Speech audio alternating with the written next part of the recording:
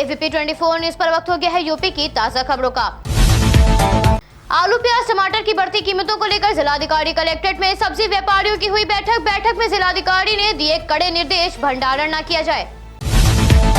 Petrol diesel की बढ़ती कीमतों को लेकर योगी सरकार ने बुलाई बैठक में सरकार अपने स्तर पर कीमतें कम कर सकती है। लखनऊ के गन्ना संस्थान में आयोजित स्वर्णकार सम्मेलन में बोले सीएम योगी, भाजपा सरकार में यूपी विकास के रास्ते पर चल पड़ा है। सीएम योगी बोले, अब सरकारी योजनाओं का लाभ किसी की जाति व धर्म देखकर नहीं दिया जाता। भाजपा सरकार आने के बाद देश को वैश्विक स्तर पर पहचान मिली। त्योहारी सीजन को देखते हुए यूपी सरकार ने जारी किया आदेश, सतर्कता और सावधानी जरूरी, हर व्यक्ति की जांच जरूर की जाए। बस, रेलवे स्टेशन, एयरपोर्ट पर अतिरिक्त सतर्कता बरतने की जरूरत। भाजपा के राष्ट्रीय उपाध्यक्ष डॉक्टर रमन सिंह ने पत्रकारों से वार्ता में छत्तीसगढ़ सीएम पर कसा तंज, बोले छत्तीसगढ़ तो संभल नहीं रहा, छत्तीसगढ़ की चिंता नहीं है, वहां से आकर लखीमपुर में 50-50 लाख रुपए बांट रहे हैं। किसान नेता और पूर्व सांसद हरेंद्र मलिक अपने पूर्व विधायक पुत्र पंकज मलिक के साथ एसपी में हो सकते हैं शामिल। जालौर में पेट्रोल पंप कर्मी से हुई 19 लाख की लूट का खुलासा, पुलिस ने 7 आरोपियों को किया गिरफ्तार, लूट के पैसे बरामद। बीएसपी के बागी विधायक सपा में होंगे शामिल, बीएसपी एमएलए हाकिम लाल बिंद सहित 6 विधायक थामेंगे सपा का दामन। बहराइच सभागार में इन सीटू परियोजना प्रथम के सभागार में आयोजित जनपद स्तरीय फसल अवशेष प्रबंधन कार्यक्रम की अध्यक्षता जिलाधिकारी डॉक्टर दिनेश चंद्र ने की। कार्यक्रम की अध्यक्षता करते हुए जिलाधिकारी डॉक्टर दिनेश चंद्र बोले, भारत जैसे कृषि प्रधान देश की समृद्धि एवं विकास की रीढ़ किसान व श्रमिक हैं। मैनपुरी के राधा रमन रोड पर सपा संरक्षक मुलायम देव सिंह के नाम पर बनाए गए प्रवेश द्वार का सांसद तेज प्रताप ने किया उद्घाटन कार्यक्रम में सांसद तेज प्रताप यादव ने बीजेपी पर साधा निशाना, बोले सरकार किसान के साथ गलत बर्ताव कर रही। बहराइच में पुलिस और एसएसबी की संयुक्त टीम ने 3 किलो 400 ग्राम चरस के साथ 2 अभियुक्तों को किया गिरफ्तार। बहराइच में मुख्य विकास अधिकारी कविता मीणा ने पयागपुर क्षेत्र का भ्रमण कर मनरेगा योजना के तहत ऑनगोइंग कार्यों का किया निरीक्षण कर मौके पर मौजूद अधिकारियों को कविता मीणा ने दिए निर्देश। सभी कक्षाओं और पटलों का अवलोकन करते हुए कार्य स्टाफ से पटल संबंधी अभिलेखों के बारे में ली जानकारी। सीएम योगी के निर्देश पर अयोध्या में विकास दीपोत्सव मेले का हुआ आगाज, मैदान परिसर में महापौर और विधायक ने मेले का किया उद्घाटन। मेले में स्थानीय उत्पादों को बढ़ावा दिया जा रहा है, पटरी दुकानदार और कुम्हार स्टॉल और कई विभागों के स्टॉल लगाए गए, दिवाली संबंधित सामानों की भी हो रही बिक्री। मैनपुरी के विकास खंड बेवर के अंतर्गत पंचायत भजेरा में मिनी क्रीड़ा प्रतियोगिता का किया गया आयोजन। प्रतियोगिता का शुभारंभ खंड शिक्षा अधिकारी सर्वेश यादव द्वारा किया गया। क्रीड़ा प्रतियोगिता में बच्चों ने अपनी प्रतिभाएं दिखाई। प्रतियोगिता में उच्च प्राथमिक स्तर पर बालक वर्ग में 100 मीटर की दौड़, 200 मीटर की दौड़, 400 मीटर की दौड़, कबड्डी, कुश्ती जैसे खेलों का हुआ आयोजन। यूपी में कांग्रेस में जोश भरने के लिए प्रियंका लगा रही जोर, प्रियंका के आह्वान पर प्रतिज्ञा यात्रा हुई शुरू। सलमान खुर्शीद और राशिद अलवी की अगुवाई में यात्रा पहुंची रामपुर। सलमान खुर्शीद ने बीजेपी पर साधा निशाना, बीजेपी का अपना संगठन नहीं आरएसएस पर है निर्भर। कुरावली के ग्राम सलेमपुर में सैन्य सम्मान के साथ शहीद अजय को दी गई अंतिम विदाई में उमड़ा जनसैलाब। राइफल साफ करते वक्त अचानक गोली चलने से सैनिक अजय की हुई मौत, तिरंगे में लपेटकर सैन्य सम्मान के साथ हुआ अंतिम संस्कार। तमाम राजनीतिक नेता भी शोक संवेदना व्यक्त करने पहुंचे। लखनऊ में दीपोत्सव महोत्सव का सीएम योगी ने किया शुभारंभ, अलग अलग प्रांतों से आए कलाकारों ने लगाई दुकानें। झूलेलाल वाटिका में स्वादिष्ट व्यंजनों के स्टॉल, तंदूरी चाय की चुस्कियां लेकर बनारस के पान के साथ लोगों ने मुंह किया मीठा, बच्चों के चेहरे पर दिखी मुस्कान। आगामी चुनाव को देखते हुए यूपी में कांग्रेस को मजबूती प्रदान कर रही प्रियंका लगातार जनता से बना रही संपर्क। लखनऊ में प्रियंका गांधी ने ललितपुर जाते वक्त स्टेशन पर कुलियों से की मुलाकात।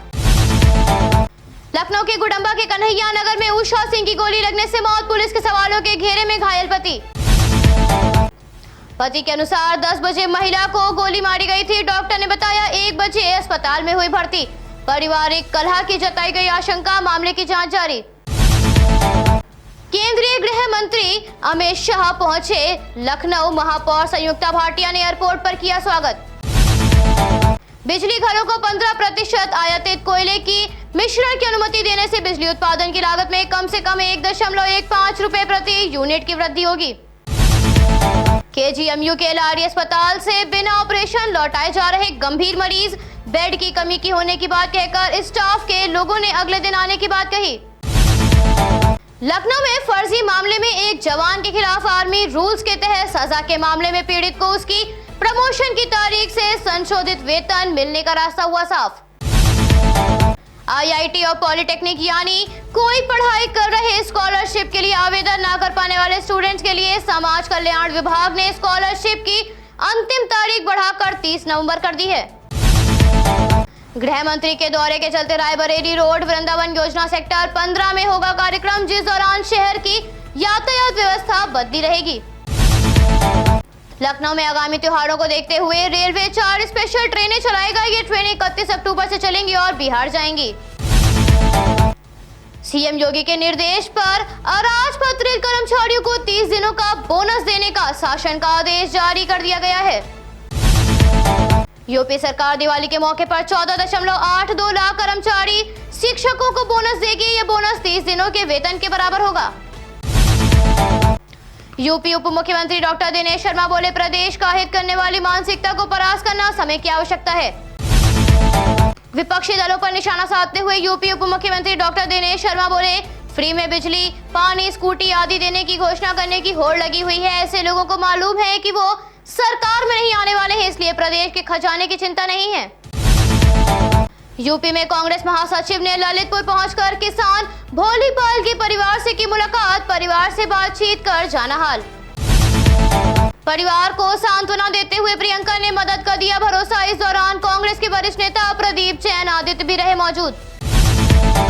यूपी सरकार पर निशाना साधते हुए प्रियंका बोली, यूपी सरकार की कुव्यवस्था से उपज खाद की कमी से लाइन में खड़े खड़े किसानों की मृत्यु हो गई थी। खाद न मिलने से परेशान किसानों ने आत्महत्या कर ली। किसानों की समस्याएं बढ़ती जा रही हैं।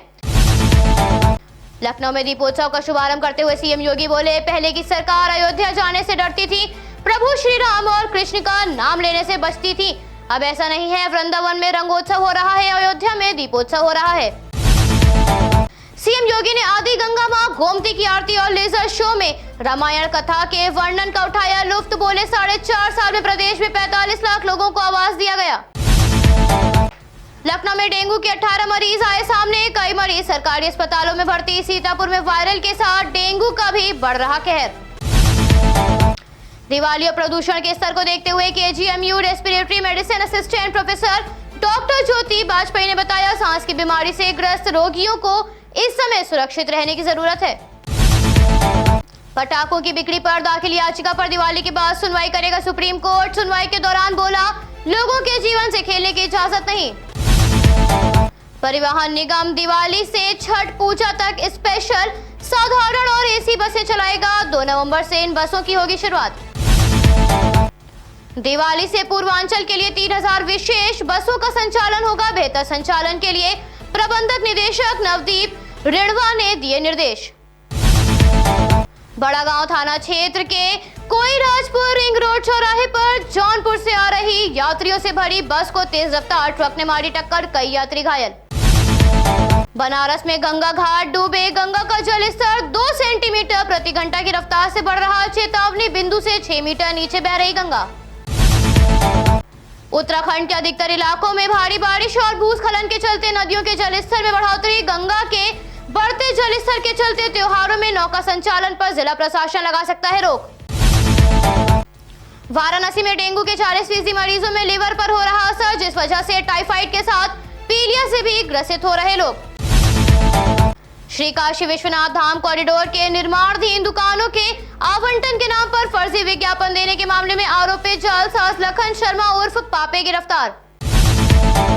रिंग रोड के जरिए पूर्वांचल से अपनी कनेक्टिविटी मजबूत कर रहे वाराणसी को नए साल से पहले रिंग रोड की मिलेगी सौगात। फुलवारिया 4 लेन पर दिसंबर तक होगा काम पूरा। वाराणसी में आगामी त्योहारों के चलते बिहार वासियों के लिए 2 विशेष ट्रेनें चलेंगी। सपा के जनसंवाद कार्यक्रम में राष्ट्रीय अध्यक्ष महिला सभा जूही सिंह बोली, पीएम के मन की बात बहुत सुनी जनता ने, अब उन्हें जनता के मन की बात सुननी होगी। यूपी में सपा पूर्ण बहुमत से सरकार बनाएगी। मिर्जापुर में सद्भावना शिक्षण संस्थान में शरारत कर रहे बच्चे को सजा के तौर पर स्कूल संचालक ने छत से नीचे उल्टा लटकाया, बच्चे की हालत खराब। डीएम ने बीएसए को जांच के लिए भेजा। शोषण के आरोप में संचालक पर मुकदमा दर्ज किया, गिरफ्तार। विद्यालय की मान्यता निरस्त करने की कार्रवाई शुरू। कानपुर में जीका वायरस के लक्षण वाले 49 रोगियों के सैंपल केजीएमयू भेजे गए। स्वास्थ्य विभाग की टीम कर रही सैंपलिंग।